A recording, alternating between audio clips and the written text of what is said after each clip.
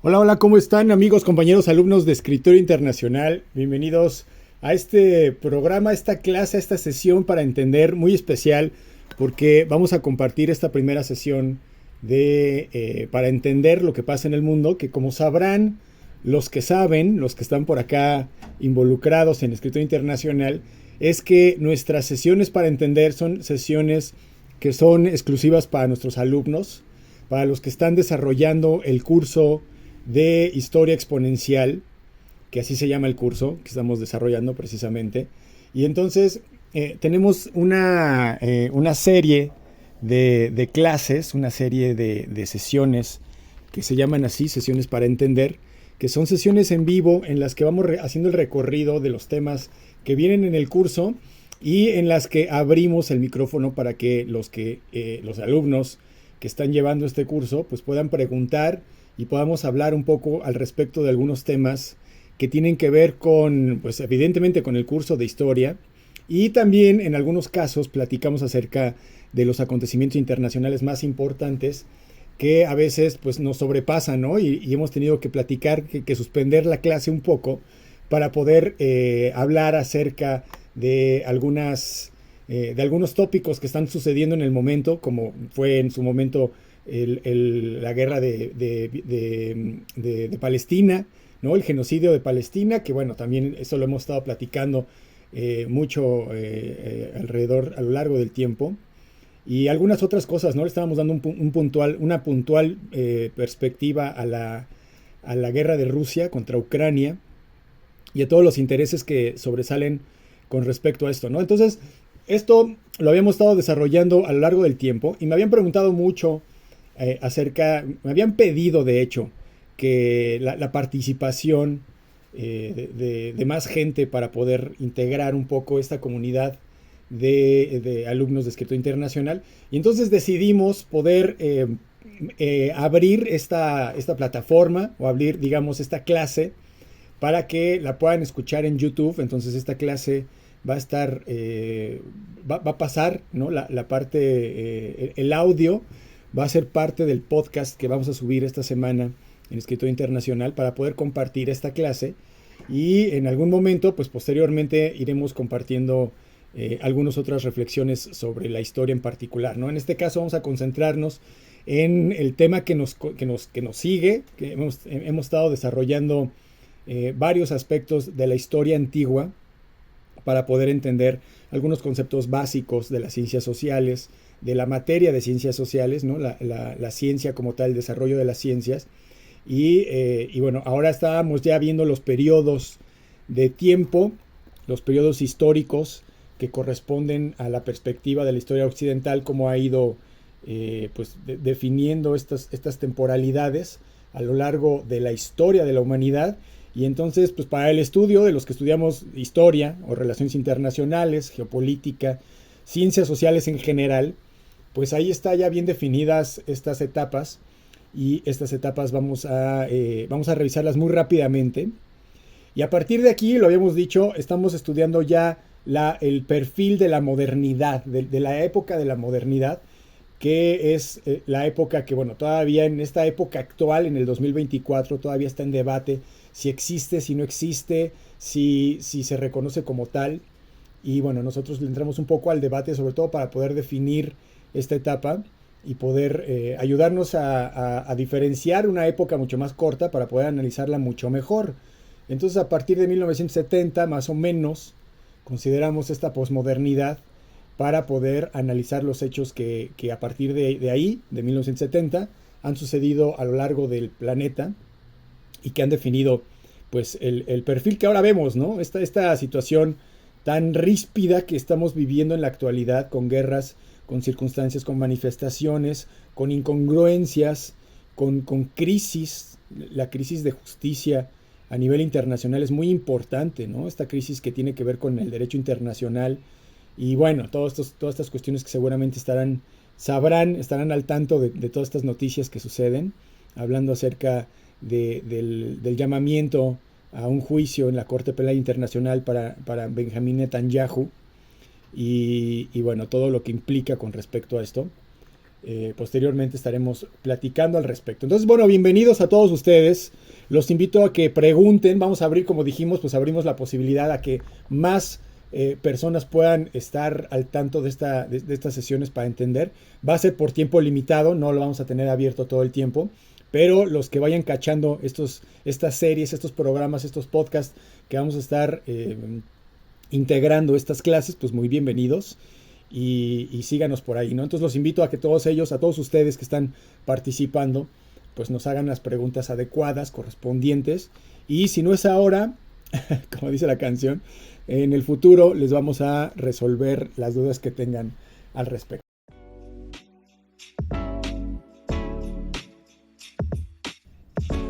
Bienvenidos al podcast de Escritorio Internacional. Un espacio después de clases donde platicamos sobre los acontecimientos más importantes para entender lo que pasa en el mundo. Mi nombre es Ludwig Hense, estudiante, profesor e investigador, especialista en relaciones internacionales, y te doy la bienvenida a este podcast de Escritorio Internacional.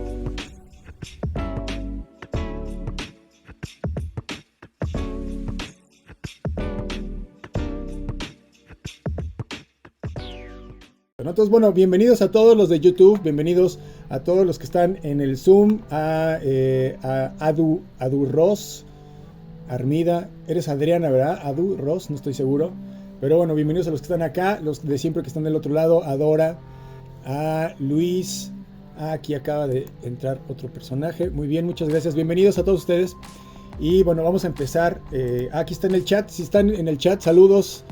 Entonces sí eres Adriana porque eres desde Mexicali. Saludos Adriana, Adi Ross. Saludos también a todos nuestros alumnos y a quienes nos acompañan desde estas otras plataformas, ¿no? Bienvenidos a todos. Les voy a compartir entonces la pantalla para que vayamos inmediatamente. Bueno, obviamente los del podcast, los que estemos en el podcast no van a ver ninguna pantalla, ¿no? Entonces pues los remito a que la imaginen. Vamos a describir, es una línea de tiempo, estamos enfocando nuestras herramientas, las que utilizamos en Escritorio Internacional, las herramientas de cajón, que son la línea de tiempo, que es una línea de tiempo, como sabrán los que saben, una línea de tiempo de todos los países del mundo, de todas las épocas del mundo, y tenemos del lado, bueno, eso está del lado derecho, y del lado izquierdo de la pantalla tenemos nuestro curso para entender lo que pasa en el mundo, y estamos pues ya también ubicados en esta época que es de 5000 años antes de Cristo aproximadamente, ¿no? Estábamos viendo la última vez vimos esta perspectiva general de estas etapas de la historia para poderlas definir, y hablamos acerca de la prehistoria y todos los elementos de la prehistoria rápidamente para que todos tengan una perspectiva así mental de lo que vimos la vez pasada. Pueden imaginarse a los cavernícolas, toda la historia de los cavernícolas, la época en la que empezaron a juntarse en tribus familiares, en clanes familiares, cómo empezaron a complejizar las sociedades, empezaron a crecer hasta el punto tan importante que le dio nombre a esta nueva etapa que es la historia. Y en la historia fue a partir de aproximadamente 5000 años antes de Cristo, o sea, hace aproximadamente 7000 años a partir de hoy, 7024 años, digámoslo así. Hace 7024 años el ser humano descubre la agricultura y entonces ya se define sedentario, se queda en un solo territorio y empieza la complejidad en todos los sentidos, ¿no? Desde la complejidad de las clases sociales, la complejidad de la estructura política, de gobernantes, etcétera, y la geopolítica también, ¿no? Poco a poco, pues los pueblos y los grandes imperios que se van desarrollando en esta área que tenemos ahí, que es la antigua Mesopotamia, en esta luna fértil en Medio Oriente, donde actualmente está todo el conflicto, ¿no? En Israel, donde está Jordania, donde está Siria, donde está Irak, donde está Arabia Saudí, es lo que podemos ver ahí en el mapa. Un poco más del lado derecho, más del este, está en esa época, un poco más adelante va a estar el Imperio Persa. Y bueno, estamos hablando de esa región del mundo que fue el primer lugar en donde se establecieron estas grandes civilizaciones. En otros lugares del mundo hubo posteriormente también grandes civilizaciones. En América, por ejemplo, existieron los olmecas, existieron varias, ahorita vamos a ver los nombres, ¿no? De varias sociedades, imperios en América, en Perú, por ejemplo, también, en China, un poco más adelante. O sea, hubo varios grandes imperios, pero digamos que el primero a nivel cronológico, los tenemos aquí ubicados en Mesopotamia, 5.000, 4.000 años aproximadamente antes de Cristo. Y esta era la característica principal, ¿no? Que descubrieron la agricultura, se hicieron sedentarios, ya hablamos de todo eso. Y entonces comienza esta nueva etapa en la que el ser humano pues requiere de mayor atención. Y bueno, no todos estaban, o sea, atención me refiero, como decíamos, ¿no? Al desarrollo de la política, a la organización de los pueblos. Si viven pocas personas en un pueblo, pues es relativamente fácil poderse llevar bien, poder respetar las reglas, etcétera. Pero ya si sobrepasa una cantidad, un número de habitantes, por ejemplo, ya cuando se considera una ciudad, pues ya es mucho más complejo. Es mucho más complejo la necesidad de poder desarrollar la paz y las leyes, ¿no? Que se respeten las leyes, que la gente no cometa actos vandálicos, y eso pues con el paso del tiempo se va complejizando. Por acá me preguntaban que en qué página está, en qué página del curso. Está en la página 34. Aquí está del lado izquierdo, lo pueden ver, ahí página 34, ahí estamos en la historia antigua. Bueno, entonces ahí estaba, ¿no? Es el primer lugar en el mundo. No, estas sociedades no estaban muy contentas plácidamente. Acuérdense que originalmente pues van a buscar establecerse de forma sedentaria cerca de donde están los recursos naturales. Entonces todo el mundo quiere vivir al lado de los ríos, todo el mundo quiere estar al lado del Tigris y del Éufrates, que son estos dos grandes ríos que están ahí en este mapa que podemos ver en la línea de tiempo, que son alrededor de todos de estos ríos es donde se empezaron a asentar estas primeras civilizaciones. Y otra característica muy importante fue el descubrimiento, el desarrollo de la escritura. Y de la escritura, ya habíamos dicho también que es una escritura cuneiforme en primer lugar. Cuneiforme, que es esta que está acá. Voy a hacer un poquito más grande la imagen. Ah, no, estas son bueno, sí, esta es cuneiforme, perdón. Aquí está la imagen. Si se fijan, este tipo de jeroglíficos, bueno, no son jeroglíficos, ¿no? Este tipo de escritura, aquí está. Son como palitos, como rayitas nada más y puntitos, ¿no? Como T's. O sea, la letra T, pues, como un triangulito. O sea, una forma. Utilizaban unas semillas para poder hacer esas formas en la arcilla. Y eran básicamente para utilizar, aquí lo dice, ¿no? Utilizar principalmente para hacer cuentas. No era para transmitir ideas. No era para transmitir ningún tipo de enseñanza o almacenar ningún tipo de información. Más bien este primer tipo de escritura, cuneiforme, fue precisamente para poder hacer cuentas, porque ya habíamos dicho que la actividad principal en todo el mundo de la época, desde la época más antigua, es el comercio. Entonces, pues para comerciar, obviamente, y el desarrollo del concepto del dinero, se va a dar de la mano con el concepto del valor de los productos que se van a comerciar. Y ese valor de los productos se da con respecto al tiempo que toma el producir ese producto, ¿no? No sé si me expliqué. O sea, si se puede, por ejemplo, un becerro, un borrego, vale un borrego maduro, pues, listo para sacrificar, para poderse comer. Puede valer una gran cantidad de dinero o tener un gran valor, porque implicó varios años de haberlo estado alimentando, de haberlo estado cuidando, de haberlo estado procurando con sus vacunas, etcétera. Bueno, en esta época no existían vacunas, ¿no? Pero bueno, me refiero a que lo iban cuidando y obviamente el valor iba aumentando con el paso del tiempo, a diferencia, por ejemplo, de algún artículo que se podía hacer, alguna artesanía que se podía hacer relativamente más rápido. Entonces el valor de las cosas, de las producciones, de las cosas que se van a comerciar, empieza a tener pues este criterio del tiempo que se tarda en producir. Ya más adelante también vamos a platicar un poco más acerca del dinero, y para saber exactamente de qué manera fue cambiando este concepto del dinero y el concepto del valor de las cosas, ¿no?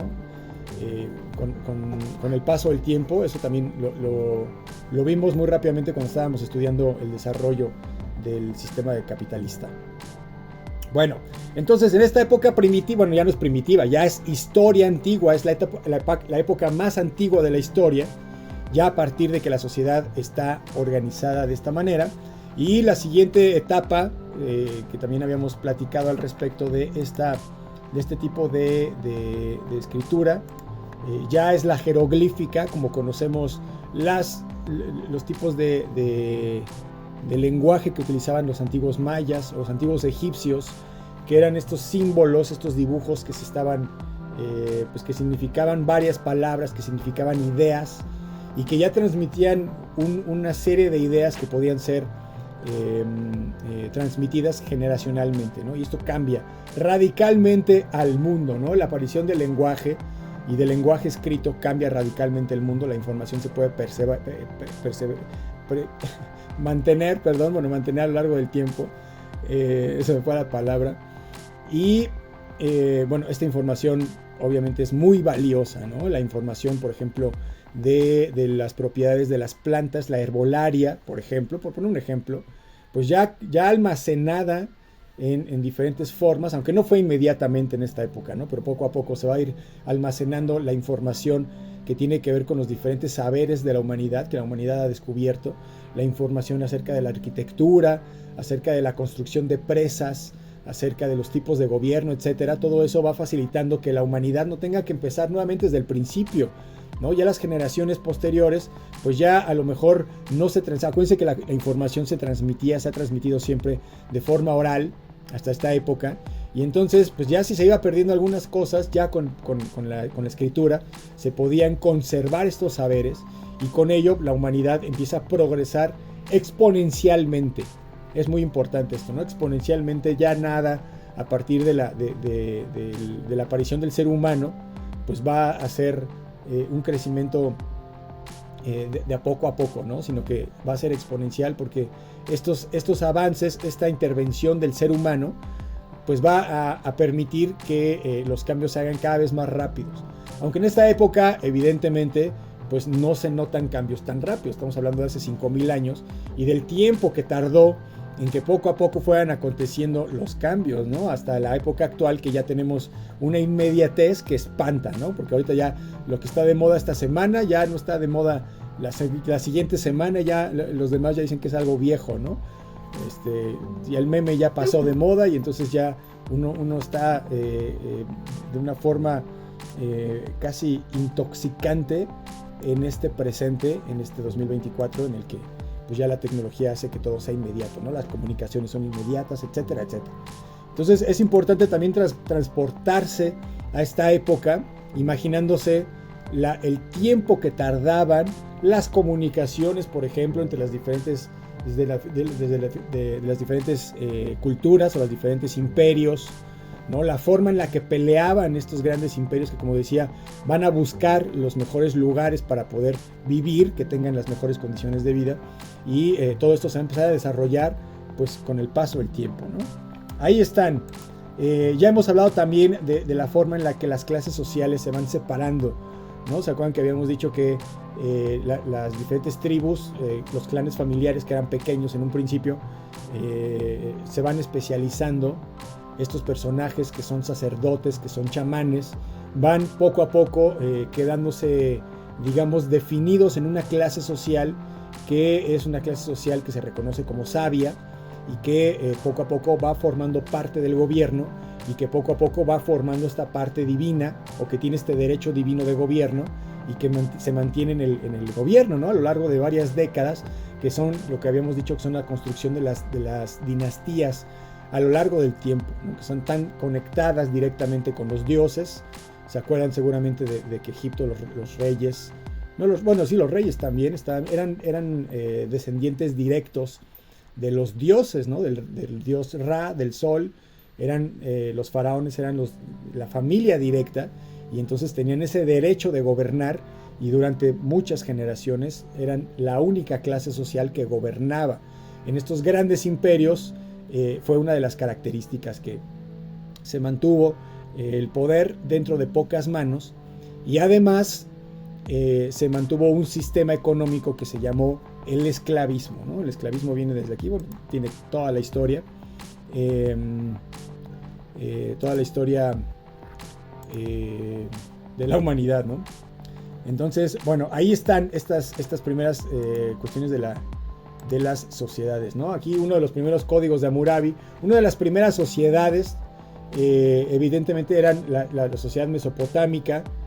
Mesopotamia era todo este valle, todo este territorio que tenemos ahí en el mapa, y dentro de este territorio vivían varios grupos de personas, los asirios, los acadios, los fenicios, un poco más del lado del Mediterráneo, por el lado donde está el Líbano actualmente, Egipto un poco más lejos, ya en África, no, en el continente africano. Acuérdense que en Escritura Internacional Egipto pues sí es continente africano, pero está dentro del territorio del Medio Oriente,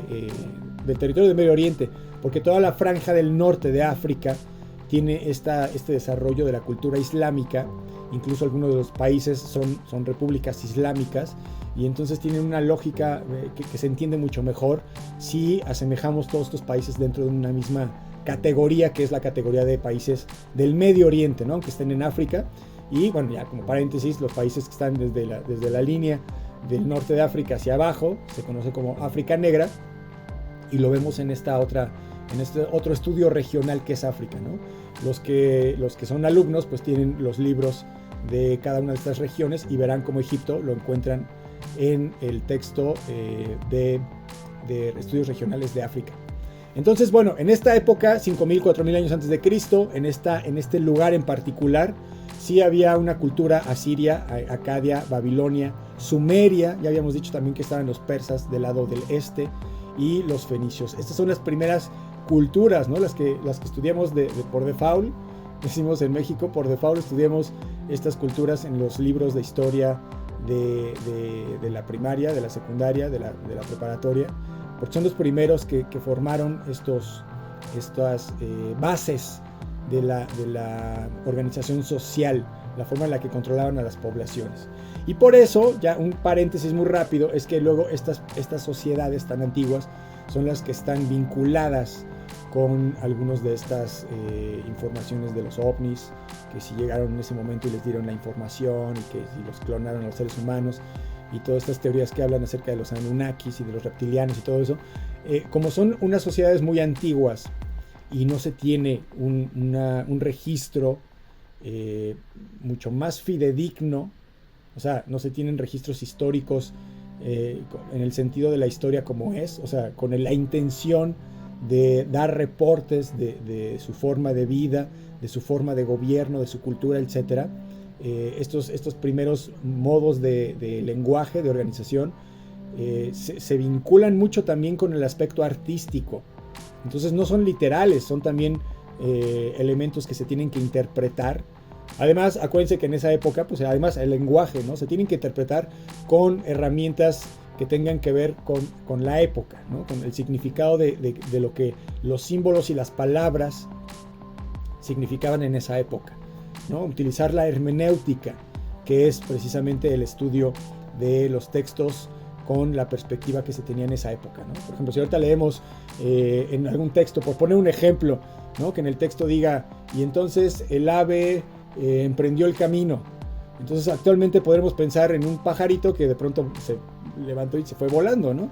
Y ahí a lo mejor el ave tenía una connotación simbólica que tenía que ver con el espíritu, por ejemplo, ¿no? El espíritu de los dioses, y significa que entonces se vinculó el espíritu del faraón cuando murió y se fue al cielo con los dioses. Entonces ellos esta misma frase la pueden entender de forma muy diferente a como la entendemos nosotros en la actualidad, y es lo que la hermenéutica hace, estudia estos significados con muchos elementos que tienen que ver con la época, con el lugar, etcétera, etcétera, para poder llegar a una interpretación mucho más fidedigna de lo que querían transmitir o de lo que se plasmó en estos tipos de lenguaje, de escritura en esta época.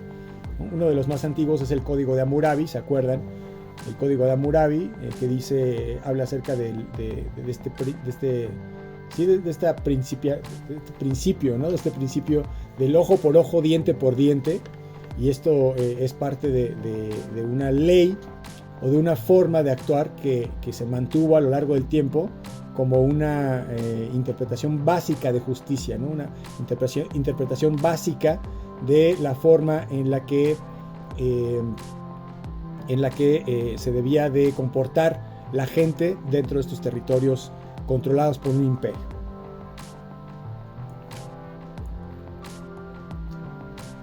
Bueno, entonces estas sociedades venían de una época más bien naturalista.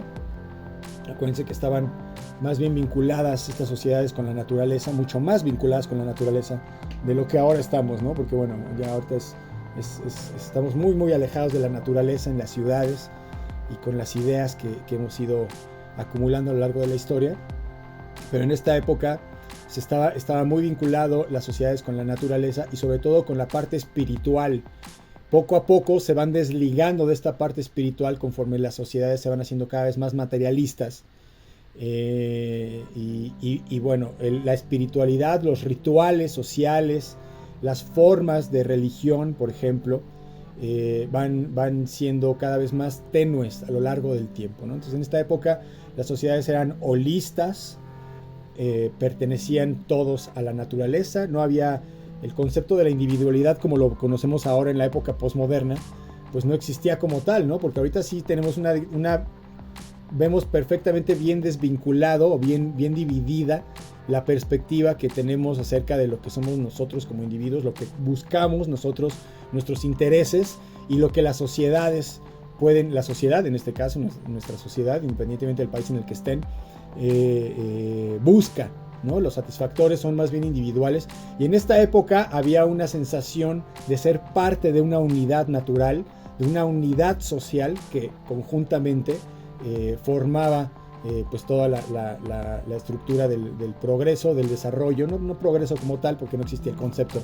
en esta época, pero sí el desarrollo y el bienestar que se buscaba para las sociedades en esta época, ¿no? Entonces, bueno, eran sociedades holistas, eran personajes que conforme se fueron, como decía, ¿no? Complejizando, van a ir requiriendo cada vez más control y establecer ciertas normas a lo largo del tiempo, ¿no? Ahí es donde viene también la evolución de los sistemas políticos del mundo, que vamos a ver también un poco más adelante.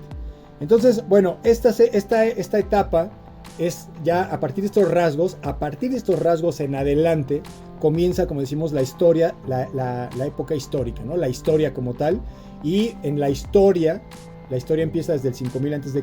hasta hoy, y tiene varias etapas. La primera es la historia antigua, ¿no? La edad antigua, que es toda esta parte de los grandes imperios de Mesopotamia, de Fenicia, de Egipto, del desarrollo ahorita lo vamos a ver, del Imperio Romano, todo esto, hasta la época acaba la Edad Antigua y comienza la Edad Media.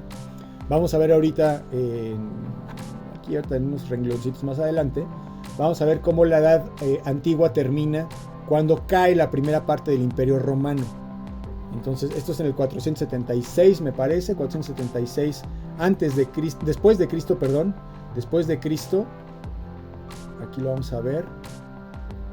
Y luego, bueno, ya aquí no me adelanto para ir cronológicamente, ¿no? Como es nuestra costumbre ir cronológicamente, pero bueno, esto quería señalarlo, ¿no? Termina la Edad Antigua, comienza la Edad Media. Ya en la Edad Media empezamos a vincular los elementos de la Edad Media, ¿no? En Europa, las peleas medievales, algunos de los conflictos que hubo entre los diferentes reinos dentro de Europa, toda la Edad Media del oscurantismo también, el auge del poder de la Iglesia Católica, en Europa sobre todo. Acuérdense que toda esta historia es una historia eurocéntrica, contada desde la perspectiva de Europa, la importancia de Europa en el mundo, en la historia. Y bueno, ahí viene toda la etapa de la Edad Media. Va a terminar cuando cae definitivamente la otra mitad del Imperio Romano. Ahorita vamos a ver eso, antes de que cayera todo el Imperio Romano. Cayó por partes, primero pues una parte obviamente y luego la otra. Ahorita vamos a ver la historia, ¿no? Se dividió el Imperio Romano en el imperio que estaba en Europa y el otro que estaba en Constantinopla, que es actualmente Turquía. Entonces por eso se pudo mantener un poco más, pero finalmente cayó. Y cuando cae, que llegan los turcos precisamente a Constantinopla, empieza esta edad, esta nueva época que es la edad moderna. Y ya a partir de la edad moderna es lo que hemos estado de alguna manera preparándonos para entender lo que es la modernidad. Es muy importante entender qué es la modernidad porque pues estamos en la posmodernidad. Entonces para poder entender en dónde estamos actualmente, por qué las cosas son como son, por qué de pronto estamos tan atosigados de información, estamos tan atosigados de este consumismo, de este sistema que finalmente no, a estas nuevas generaciones ya no satisface. Todo viene precisamente de un abuso o de una consecuencia de esta proyección de esta época y de los conceptos de la modernidad.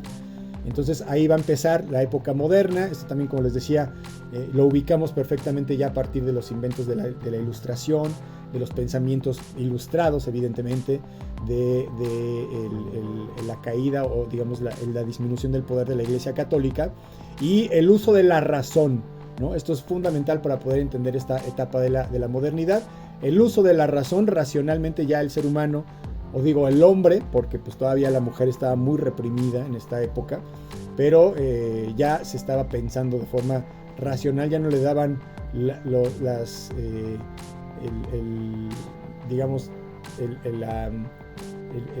se fue la palabra otra vez, no le daban la total credibilidad de que todos los fenómenos de la naturaleza fueran a partir de Dios o se explicaran a partir de la religiosidad, ¿no? La ciencia va a empezar a desarrollarse a partir de aquí, buscando una respuesta más allá de la que la Iglesia Católica y la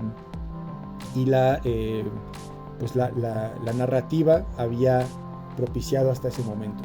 Entonces viene toda la edad moderna, toda la idea de la modernidad. Acuérdense que primero, pues todas las cosas en el mundo primero se piensan y luego ya se ejecutan, ¿no? Cuando va a haber una mesa, pues primero hubo una persona que pensó en la mesa, se le ocurrió, hizo un dibujito de una tabla con unas patas ahí y después ya se hizo físicamente la mesa.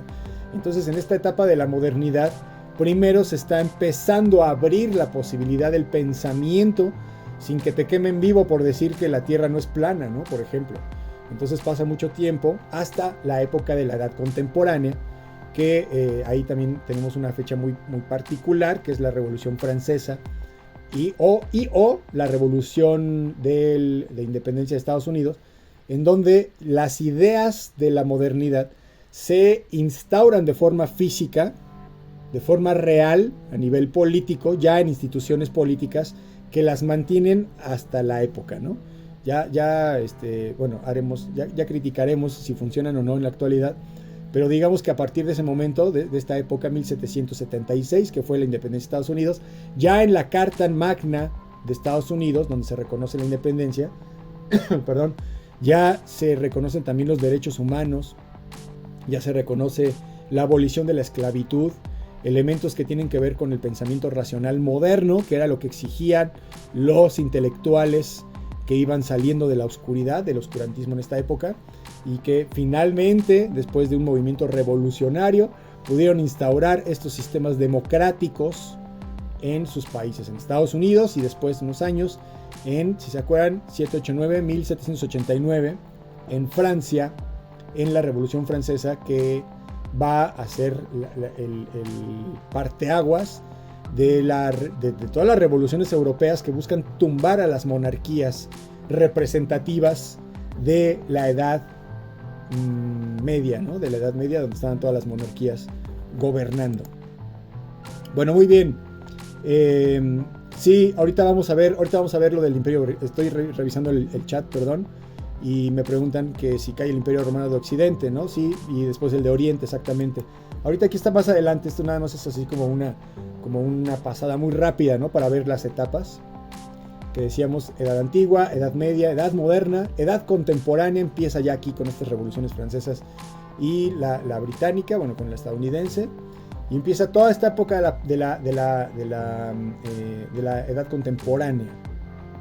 Y luego, pues muchos historiadores dicen que la Edad Contemporánea pues todavía existe. Pero han pasado tantas cosas a partir de la Segunda Guerra Mundial que muchos historiadores al mismo tiempo también reconocen que a partir de 1970 más o menos empieza una nueva etapa de la posmodernidad, que es la consecuencia de haber buscado efusivamente la búsqueda del progreso y del desarrollo de la humanidad por medio del capitalismo. Entonces esto trae como consecuencia muchas cosas. Trae como consecuencia, como decíamos, pues elementos del consumismo. Las nuevas generaciones ya traen instalado este chip del consumo, ¿no? El sentirse bien, el pertenecer a la sociedad, en muchos sentidos tiene que ver con esta posesión de cosas materiales, ¿no? El ideal, por ejemplo, el ideal que buscan los grandes imperios o digamos el imperio estadounidense, es llegar a un punto en el que puedan tener el American Way of Life, ¿no? Que es lo que exporta esta idea de tener tu casa en una zona bonita, ¿no? ¿Cómo se llaman? En una zona, se me olvidó la palabra de la zona, ¿cómo le dicen? Bueno, ahí si se acuerdan, donde están las casas, donde viven todas las familias, muy felices, tener 2 autos en su cochera, poder salir a comer a un restaurante los fines de semana, poder tener algunas actividades que les alcance para ir a la plaza comercial y comprarse cosas, ir al cine, etcétera. Es la vida soñada según esta perspectiva occidental, que es como lo que todo mundo debería de buscar. Y en esta época de la posmodernidad, cuando todo el mundo se vio embaucado de alguna manera con este pensamiento, buscando esos principios, y muchos los obtuvieron, se dieron cuenta al final que a mucha gente no le trae satisfacción real. Entonces hay una cosa que no coincide. Habíamos hablado también que la posmodernidad tiene que ver con que la humanidad se vuelve a preguntar filosóficamente si estuvieron trabajando en desarrollar la tecnología para favorecer el progreso de la humanidad. ¿Cómo es que al mismo tiempo también pudieron desarrollar las bombas nucleares que terminaron con la Segunda Guerra Mundial? Entonces hay algo que no checa y que a nivel filosófico dejó pensando a la humanidad que no era la panacea esta búsqueda del desarrollo moderno. Entonces la posmodernidad en muchos sentidos también es una crítica de la modernidad, es una consecuencia de los excesos de la modernidad y es una crítica también y es una búsqueda de sentido que entonces lo que sucede en muchos casos, también vamos a platicar de la posmodernidad muy extendidamente, hablando con filósofos, bueno, hablando sobre los filósofos que desarrollan estas ideas, es un momento de ruptura con el pasado, ¿no? Se pone en crítica, se pone en juego lo que ha alcanzado la humanidad hasta este momento y entonces busca el individuo reconstruirse a sí mismo. Y hay otra serie de valores que también son características de la época, como la cooperación y la búsqueda de narrativas alternativas, ¿no? Que no son las narrativas que las generaciones anteriores habían creído. American Way of Life, por ejemplo, esta idea de progreso. Ya en estas épocas, ahorita, 2024, pues ya todas las nuevas generaciones ya no se las creen, ¿no? La gente, por ejemplo, ya sabe que el estudiar una carrera universitaria con una maestría y un doctorado no les garantiza una vida de riqueza y abundancia, no se los garantiza. Y eso es lo que también el sistema había estado exportando esta idea, ¿no? de que la gente se tenía que alienar en este proceso de educación que a final de cuentas pues, no le alcanza el mismo proceso para satisfacer a la gran cantidad de población que vive o que vivimos en este presente en la actualidad, ¿no? Entonces, bueno, esta posmodernidad abre una gran cantidad de críticas, de pensamientos, de ruptura de paradigmas y de construcción de nuevos paradigmas y de nuevos criterios que pues son para hablar horas y horas, ¿no? Pero bueno, ahí está. A partir de 1970 aproximadamente empieza todo este movimiento a nivel filosófico, decíamos, y luego se consolida, digámoslo así, a partir de 1989 con la caída del muro de Berlín, y cómo se va deconstruyendo hasta llegar al punto de 1991, que cae todo el régimen socialista, se establece Estados Unidos como la única potencia súper poderosa, unipolar en el mundo, y a partir de ahí comienza ya a consolidarse esta etapa, hasta en la actualidad, que vemos también ya la decadencia de Estados Unidos como imperio y el surgimiento de otras potencias, de otros países y de otras organizaciones que ya están tomando su lugar, ¿no? Entiéndase Rusia, China, India, que ya por la cantidad de personas y por la cantidad de inventos y de economía que manejan, pues ya están un poco al nivel de Estados Unidos. China está superando a Estados Unidos económicamente en estos días. Está así, un día está arriba, otro día está abajo, y con el paso del tiempo China se va a consolidar como la potencia económica mundial. Ya lo tienen previsto para 2040, así como también la mayor productora de tecnología y bueno, otras cuestiones prospectivas que también ya platicaremos en el futuro, ¿no? Entonces esto, bueno, ahí están las diferencias de estas épocas, históricas. Aquí también me preguntan otra vez en el chat, me preguntan lo de Occidente, ahorita lo vamos a ver, lo del Imperio Bizantino, lo vamos a ver ahorita, está aquí más adelante, y me preguntan que si el capitalismo surgió en el pre o en el postmodernismo. El capitalismo surgió a partir de la época moderna. El capitalismo surgió para sustituir al feudalismo. Y acuérdense que el feudalismo estaba en la época de la Edad Media, ¿no? Imagínense a los reyes ahí en los... Vimos por acá, me voy a regresar tantito rápidamente para que vean la imagen del feudo, ¿no? Es muy, muy característico para poderlo ubicar, esta época económica. El feudo, donde todo el mundo vivía dentro del territorio donde estaba el castillo del rey. Aquí está en chiquito, pero a ver si lo encuentro acá rápidamente. El feudo era... No, vamos a tener que hacerlo más grande. Aquí, ahí está. A ver si haciéndolo un poco más grande se alcanza a ver, si se alcanza a ver un poquito, ¿no? Este es un feudo. Un feudo es así como lo hemos visto en las películas, ¿no? Del pueblito europeo, en donde vive el rey, la princesa, ¿no? Toda la gente ahí en el pueblo tiene sus borreguitos, tiene sus cosas, y vivían muy felices siendo siervos. Estaban dentro del territorio del rey, del territorio del rey, ¿no? Y también había iglesia. La iglesia era como omnipresente en diferentes reinos. Y en esa época la economía era una economía feudal. Entonces existía el señor feudal que tenía o sea, era dueño de feudos que le había dado el rey a cambio de que protegiera de otros personajes, de otros señores feudales o de algunos maleantes, que protegía las fronteras del reino, y le habían dado esos territorios feudales, y esos feudos los protegía, y tenía sus siervos que estaban dentro y trabajaban la tierra y producían lo que se producía. Y acuérdense que los siervos iban a la tienda de raya, y en la tienda de raya les pagaban con comida, y entonces vivían endeudados toda la vida, por generaciones vivieron endeudados, no les alcanzaba para pagar lo que comían, y toda esa economía era así cerrada, ¿no? Era feudal, se reproducía, o se repetía, mejor dicho, en varios feudos en Europa. Y este sistema, bueno, fue evolucionando también ya en la época de la colonización.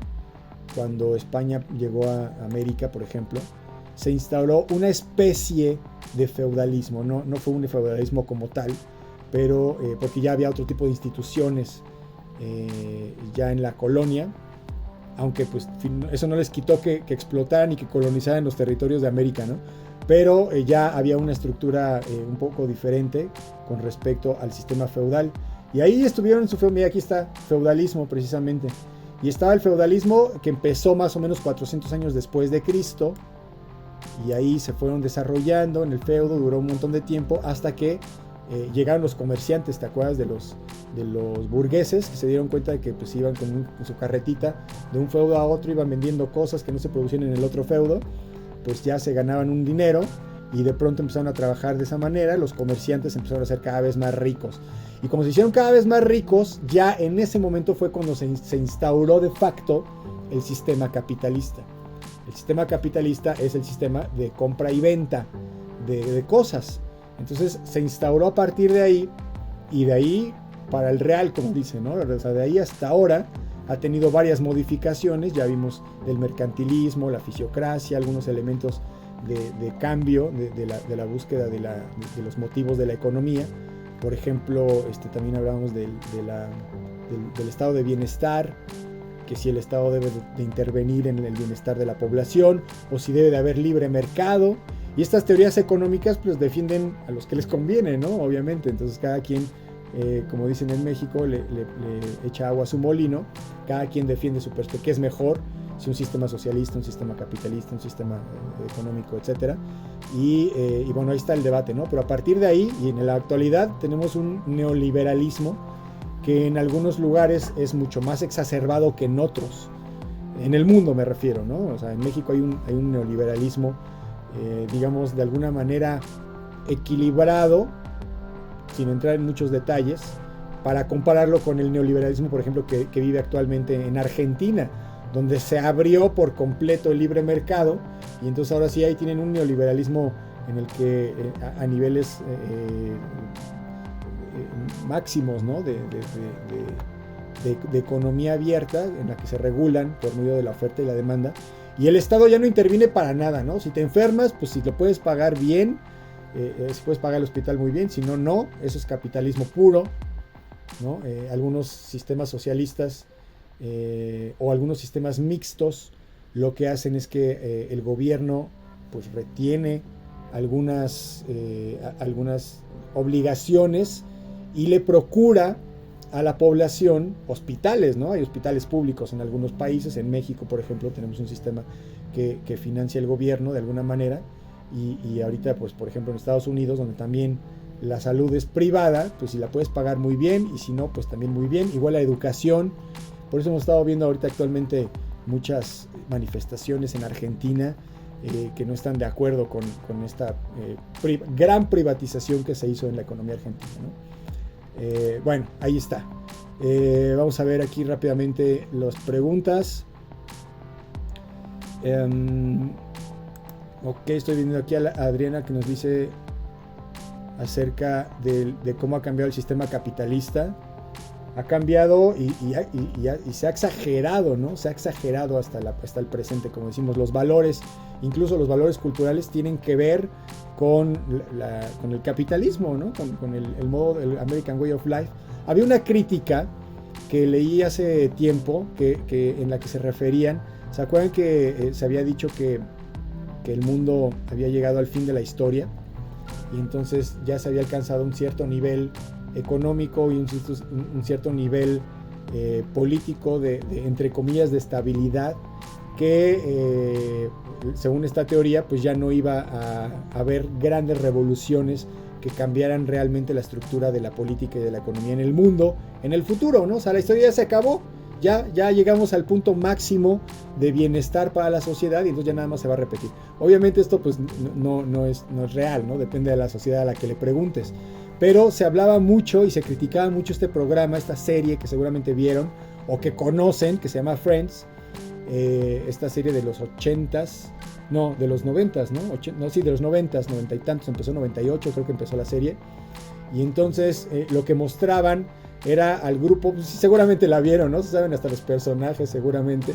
Es una serie que muestra el American Way of Life. O sea, ya no hay una diferencia, puedes trabajar de mesero, y había uno de los personajes que era trabajaba en una empresa y ganaba mucho dinero, y había otro personaje que era una mesera en un restaurante, en la cafetería, y entonces convivían sin ningún problema, ¿no? Realmente la economía les permitía, tanto si eres si trabajas en la cafetería, como si eres un gran empresario, o si eres un gran director en una empresa, para poder comprar lo básico, o para poder tener un nivel de vida pues que pues ya no tengas que carecer de ninguna situación, ¿no? Y entonces el objetivo al llegar en ese punto era divertirse, ¿no? Having fun. Lo que buscaban en cada capítulo era having fun, divertirse. ¿Y ahora qué vamos a hacer? Pues ahora vamos a esta fiesta.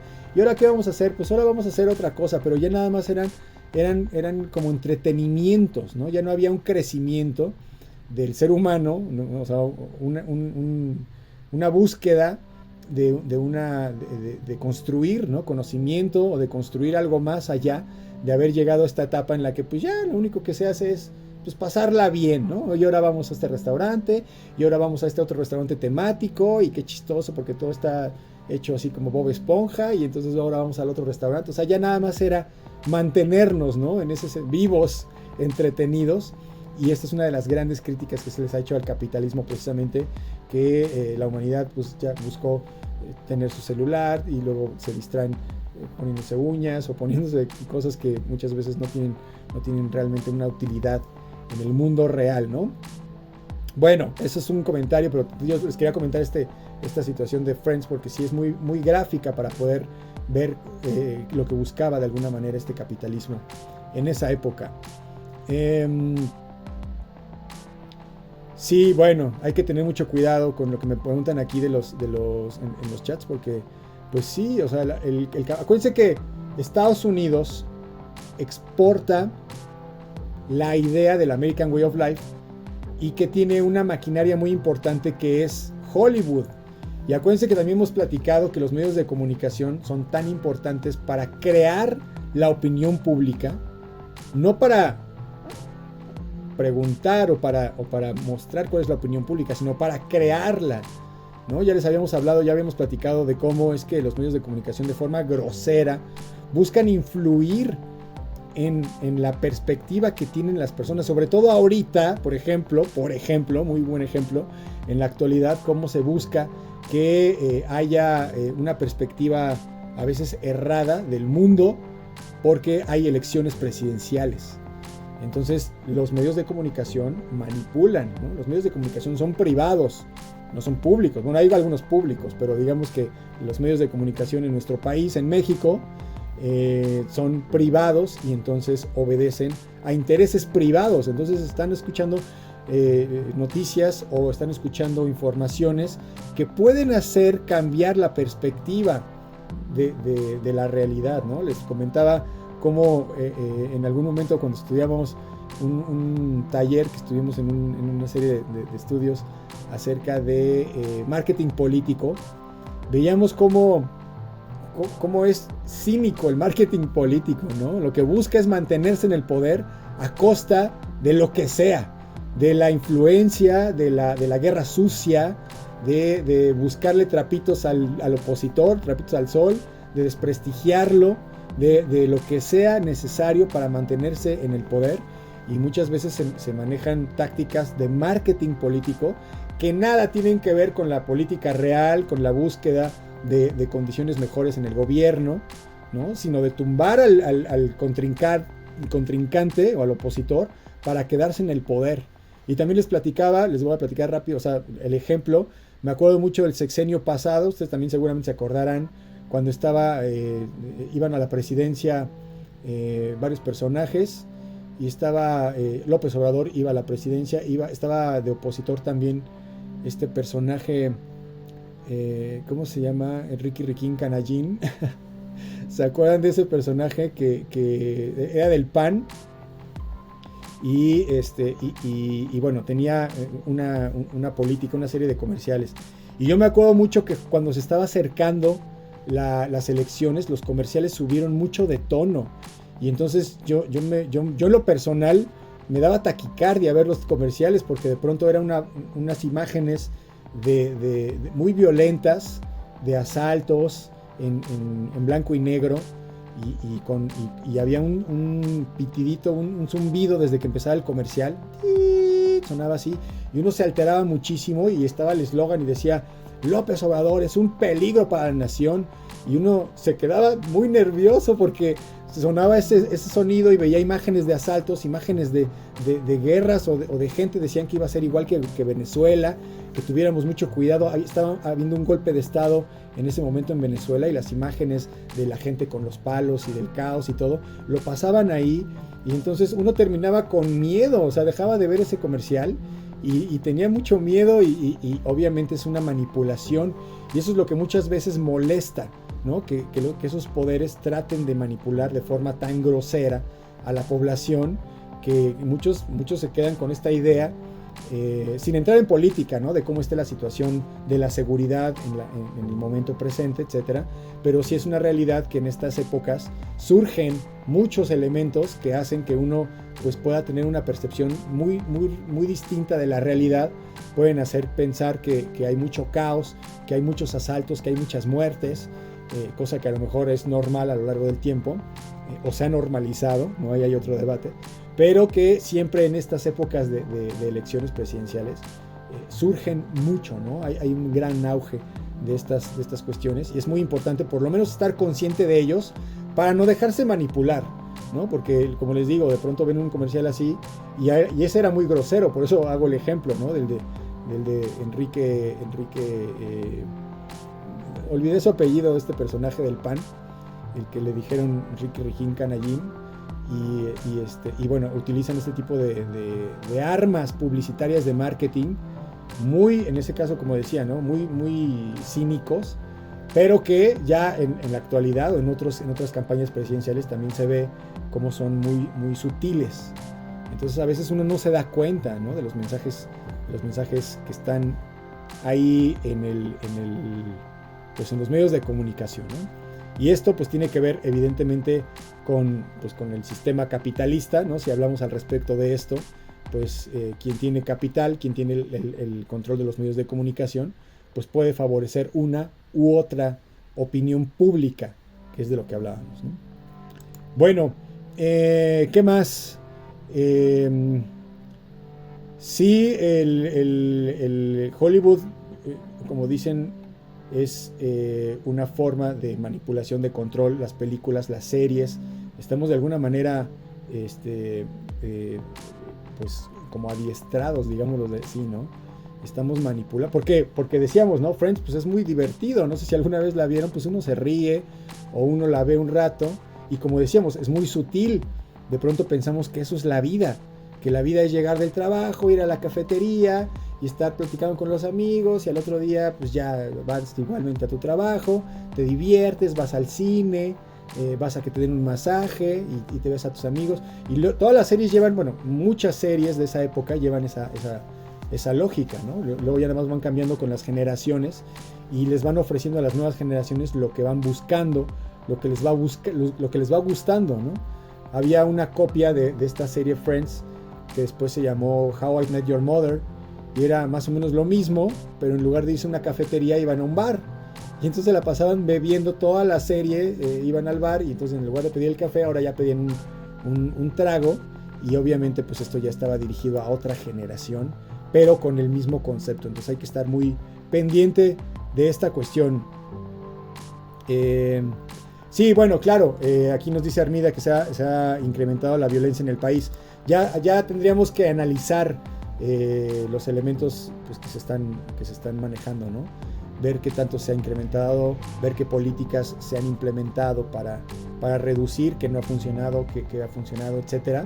Pero en principio la gente no se hace este tipo de preguntas que se hacen ustedes, precisamente, que nos hacemos nosotros en esta comunidad. Acuérdense que somos un reducido porcentaje de la gente que le interesa realmente estos temas.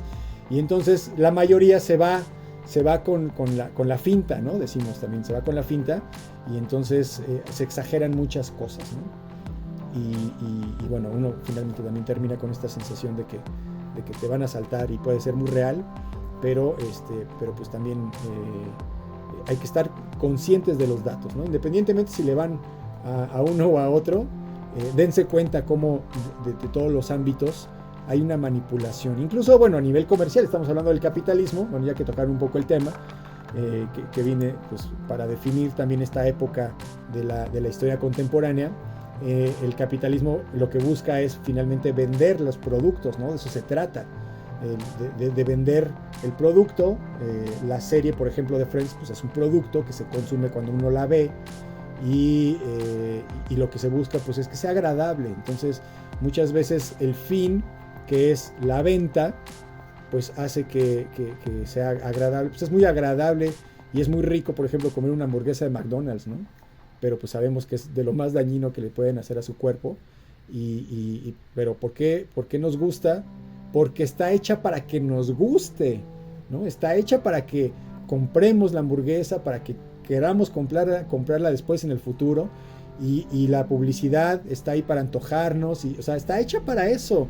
El marketing en la actualidad tienen que conocer, alguna vez habrán escuchado el concepto del neuromarketing, que ya implica cuestiones, como decía, del marketing político, ¿no? De elementos de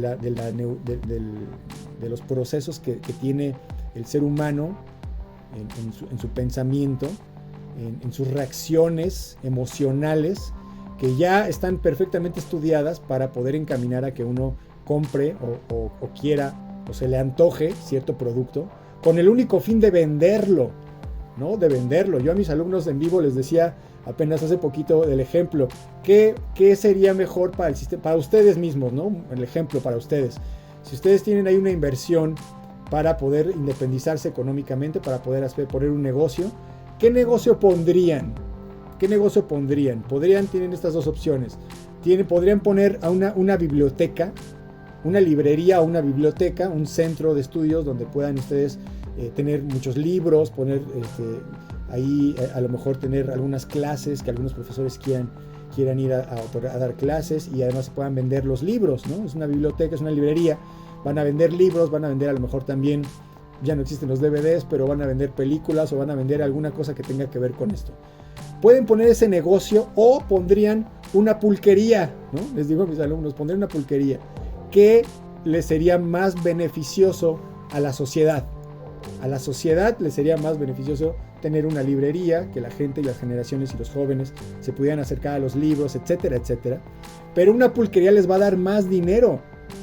Finalmente lo que busca el capitalismo es tener más dinero. Entonces, pues ustedes dicen, pues yo no soy la Madre Teresa de Calcuta, ¿no? Tengo que poner un negocio que me genere negocio, pues es un negocio. Tengo que tener utilidades, entonces no voy a poner una librería porque 4 personas me van a ir a comprar un libro y voy a tronar el negocio. Y si pongo una pulquería, yo sé que cada fin de semana va a haber gente que va a querer beber pulque. Y finalmente, cuando deja la economía, digamos, abierta al libre mercado, lo que produce es que en el futuro, pues este tipo de negocios sean los que prosperen y no los que le sirvan realmente a la población. Bueno, es un ejemplo y hay un gran debate al respecto que podríamos tocar en el futuro. Yo les sugiero que si tienen alguna duda o alguna pregunta que les haya, algún pensamiento que les haya surgido en este momento, lo anoten o lo manden al chat, o lo manden al grupo de WhatsApp, para que lo podamos ir masticando y platiquemos de esto la próxima semana y podamos hablar y podemos ampliar un poco más el concepto del capitalismo en esta época, ¿no? Y también ver de qué manera nos está afectando en el presente, porque pues es una realidad